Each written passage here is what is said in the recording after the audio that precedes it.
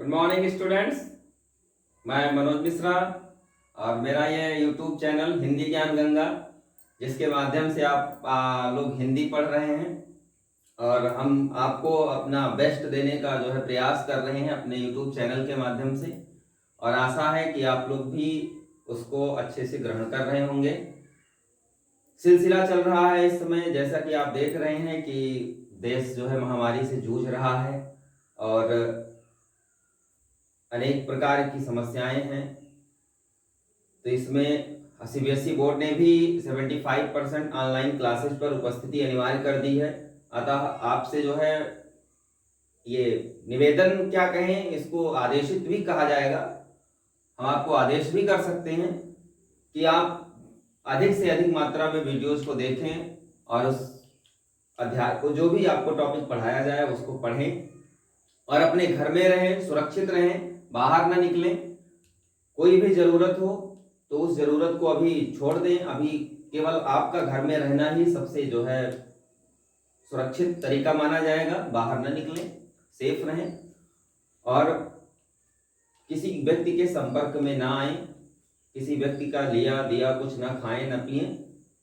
बहुत ही सतर्कता से जीवन यापन करना है। बहुत कठिन घड़ी है, बहुत ही विपरीत समय है। यह वर्ष हम लोगों के लिए बहुत कठिन है।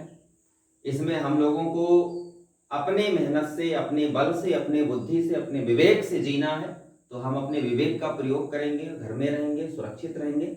आइए हम अपने टॉपिक पर चलते हैं। आज थोड़ी ज़्यादा वार्ता हो गई आपसे। हम आप 9th क्लास पढ़ रहे हैं इस समय और 9th क्लास में कवित्री ललदत जी को पढ़ रहे हैं, जो कि कश्मीर की कवित्री हैं और उन्होंने वाक लिखा है। जैसे अपने यहाँ कबीरदास जी के वाक दोहे प्रसिद्ध हैं, साखियां प्रसिद्ध हैं, उनके पद प्रसिद्ध हैं। ठीक उसी प्रकार से कश्मीरी भाषा में कवित्री ललदत जी के वाक प्रसिद्ध हैं। वाक के 2 पद हमने पढ़ाया था। एक किसी का कमेंट आया हुआ था, बीना सिंह नाम करके, कि सम खा तभी होगा संभावी। इसका अर्थ एक बार पुनः बता दीजिए। तो एक बार पुनः इसका अर्थ समझ लीजिए कि सम खा अर्थात अपनी जो इंद्रियां हैं, हमारी जो 5 इंद्रियां हैं, उनको हमें अपने वश में करना है। और जब उन्हें अपने वश में करेंगे अर्थात अहंकार और श्रेष्ठता के बीच का जब मार्ग अपनाएंगे, एक तरफ हम अपने आप को श्रेष्ठ बनने की जब कोशिश करते हैं तो दूसरी तरफ अहंकार उत्पन्न हो जाता है। और श्रेष्ठ और अहंकार दोनों के बीच का रास्ता अपनाने का तरीका यही है कि हमें अपनी जो 5 इंद्रियां हैं उन इंद्रियों को वश में करें। और जब हम अपनी उन 5 इंद्रियों को वश में करेंगे, समखा यानी बीच का रास्ता अपना, तभी होगा संभावी अर्थात तभी आपके अंदर समानता की भावना आएगी, समता की भावना आएगी। आपके अंदर से श्रेष्ठता और अहंकार दोनों समाप्त हो जाएगा। तभी आपको उस परम तत्व की प्राप्ति हो सकती है। यही इसका एक बार पुनः अर्थ है। मैंने बता दिया है, आप इसको समझ लीजिएगा। 2 पद हम आपको पढ़ा चुके थे, तीसरे पद की बारी थी। तीसरे पद में कवित्री जी ललदत जी कह रही हैं कि ईश्वर प्राप्ति के लिए जिस मार्ग को उन्होंने चुना, शायद वह मार्ग उनके लिए अच्छा नहीं था या वो उस मार्ग को अपना न सकी, उस मार्ग पर चल नहीं पाई। इसीलिए उन्होंने लिखा, इसमें वही वर्णन किया है ऊपर के तीसरे पद में। और लिखा क्या कि आई सीधी राह से। बहुत सुंदर लिखा। अच्छा, देखने में सुनने में थोड़ा सा अटपटा लगता है, क्यों? क्योंकि अनुवादित है, हिंदी में अनुवाद किया गया है, कश्मीरी भाषा में लिखा। तो लिखा क्या कि आई सीधी राह से, गई न सीधी राह, असुम से तो पर खड़ी थी, बीत गए दिन आह। बड़े सुंदर है। क्या है कि आई सीधी राह से, गई न सीधी राह, असुम से तो पर खड़ी थी, बीत गए दिन आह। अगली लाइन लिखा कि जेब टटोली कौड़ी न पाई, जेब टटोली कौड़ी न पाई, माझी को दूं क्या उतराई।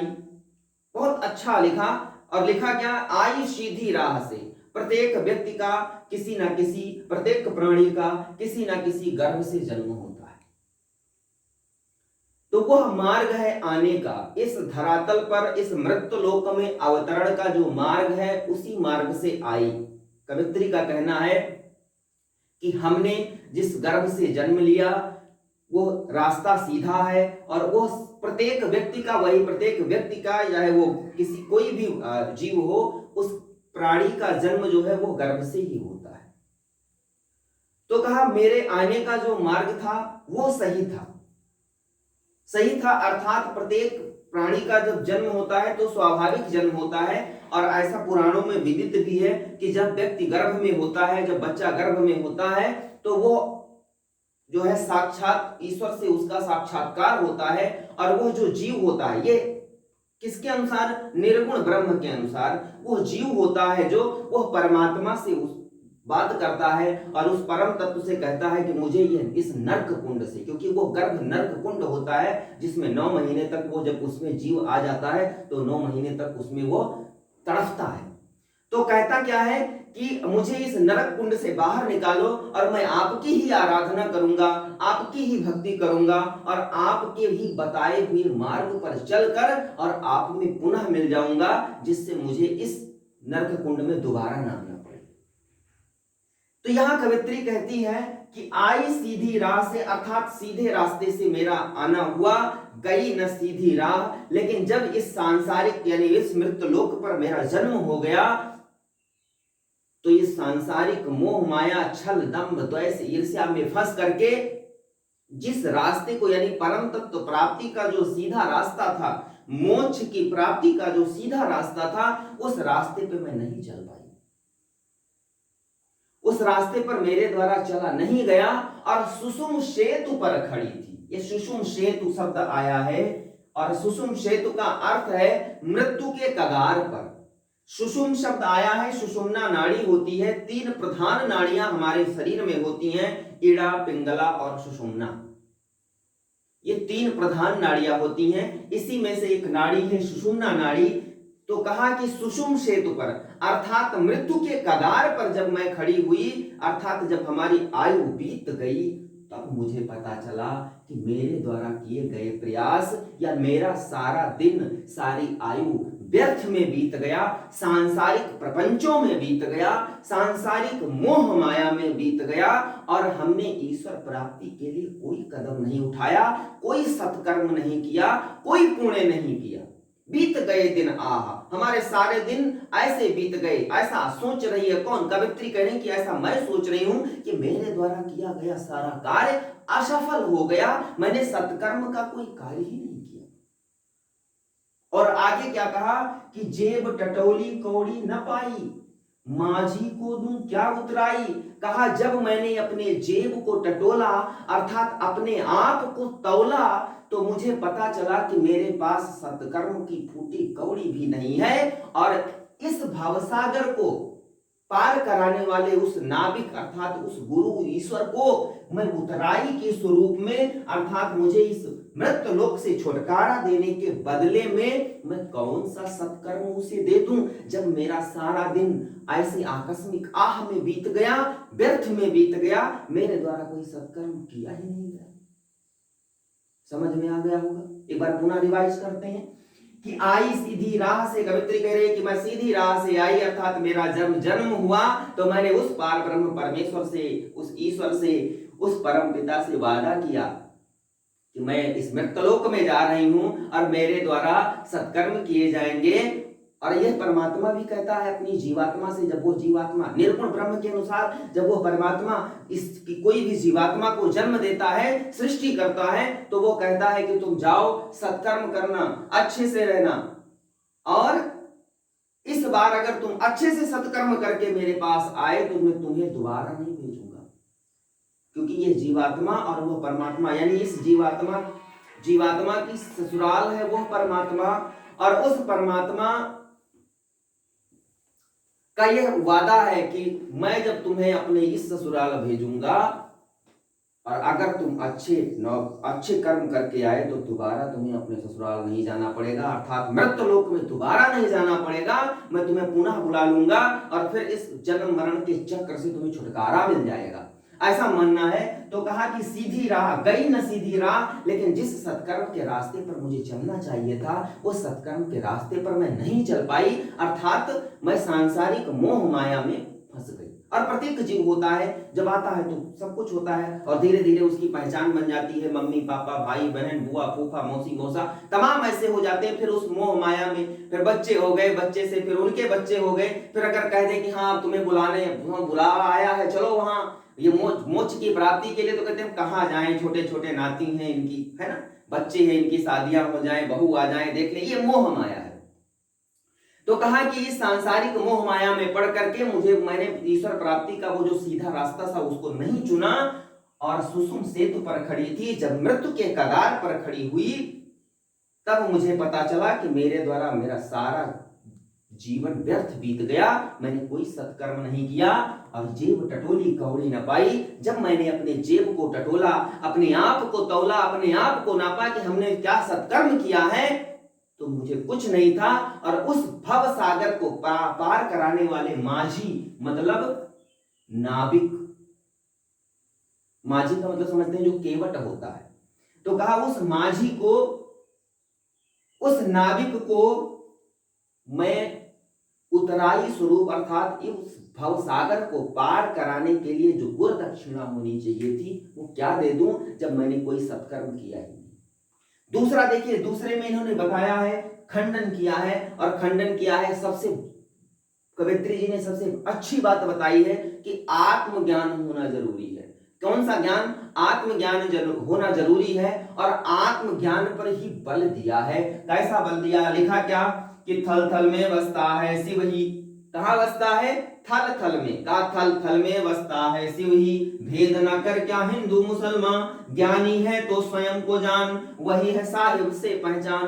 बड़ी सुंदर लाइन लिखी। कहा थल थल में बसता है शिव ही। अब यहाँ शिव ही लिखा है तो इसका मतलब आप जान लेंगे होंगे कि भूत भावन भगवान भोलेनाथ है ना, उनको ही शिव कहा गया है। जिस प्रकार से कबीर दास जी ने अपने दोहों में, अपने पद में राम शब्द का प्रयोग किया है, लेकिन उनके राम अयोध्या के राजा दशरथ के नंदन राम न होकर के पार ब्रह्म परमेश्वर को उन्होंने राम माना है। अयोध्या के राजा दशरथ जी के पुत्र मर्यादा पुरुषोत्तम भगवान श्री राम को उन्होंने राम नहीं माना, उन्होंने उस पार ब्रह्म परमेश्वर को राम कहा है। ठीक उसी प्रकार कवित्री यहाँ भूत भावन भगवान भोलेनाथ को शिव न मान करके उस परम पिता को, उस पार ब्रह्म परमेश्वर को शिव माना है। क्या माना है? शिव माना है। और शिव शब्द ऐसा है जो साकार स्वरूप है, निराकार स्वरूप है, जिसका कोई खंडन नहीं करता। ये एक ज्योति स्वरूप है।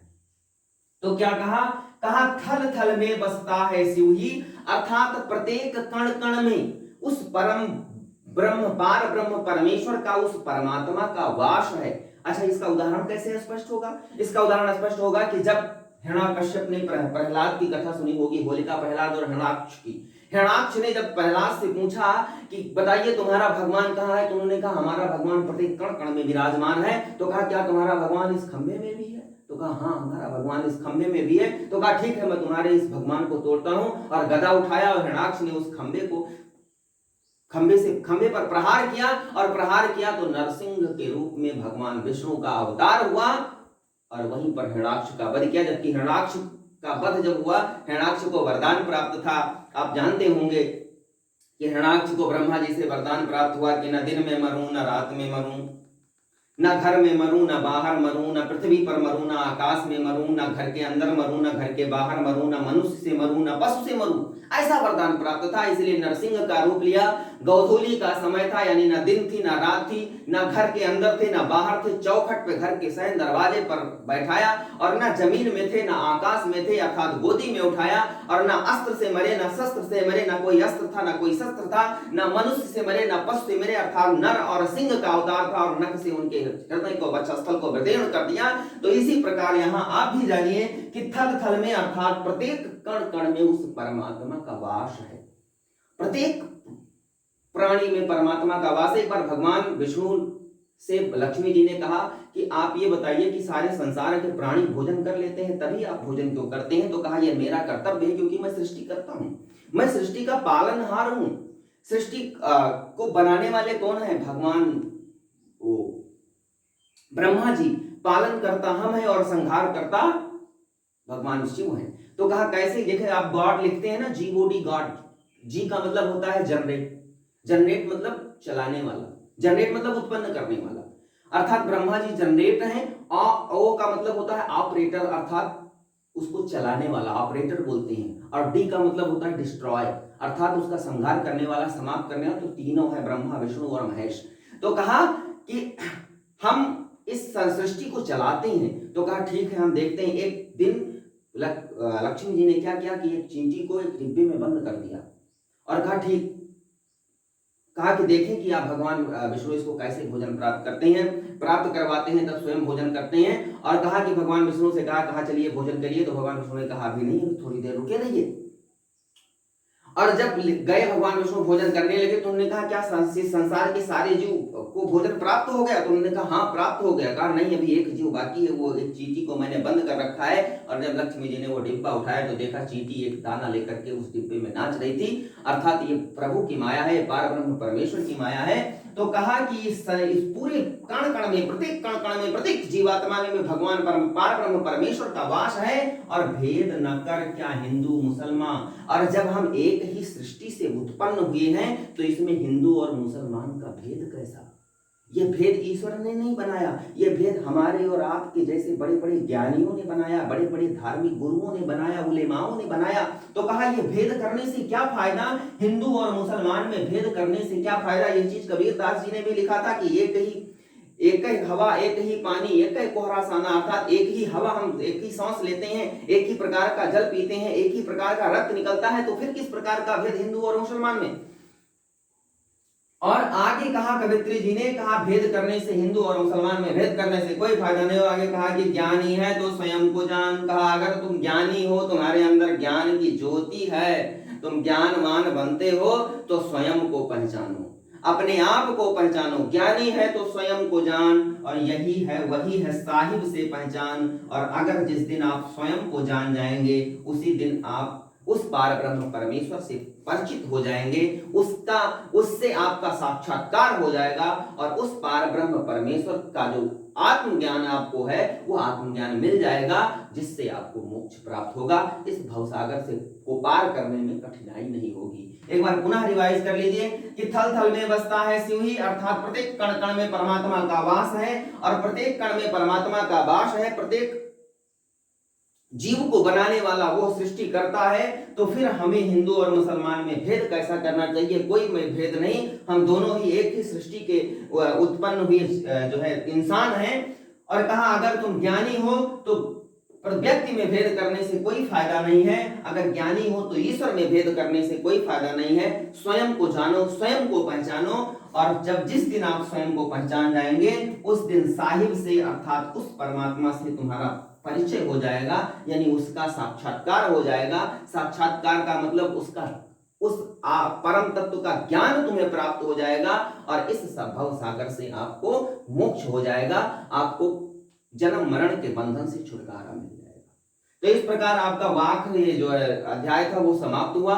जहां भी प्रश्न बनेगा आप जरूर पूछिएगा, और अधिक से अधिक मात्रा में इस वीडियो को देखिए। थैंक यू, धन्यवाद।